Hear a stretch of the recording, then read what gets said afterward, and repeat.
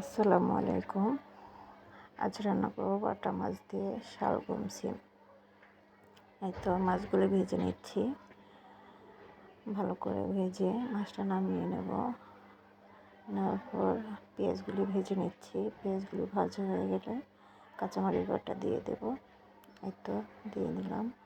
দিয়ে নাড়াচাড়া দিয়ে কষিয়ে হলুদ পানি দিয়ে দিলাম। পানি দিয়ে হলুদ, মরিচ এবং লবণ, ধনিয়া গুঁড়া এগুলি দিয়ে দেব। এই তো দেওয়া হয়ে গেছে। এখন কষিয়ে নেব।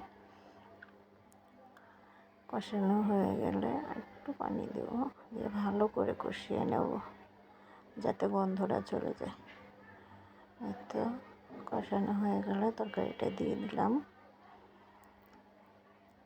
তরকারিটা দিয়ে ভালো করে এটা নাড়াচাড়া দিয়ে কষিয়ে নেব।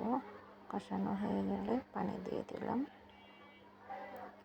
পানি দিয়ে এত মাছ দিয়ে দিছি, এটা দেখানো হয়নি। তরকারি আমার প্রায় হয়ে গেছে।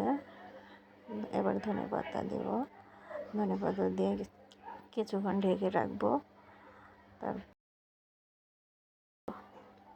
এই তো তরকারিটা হয়ে গেছে প্রায়।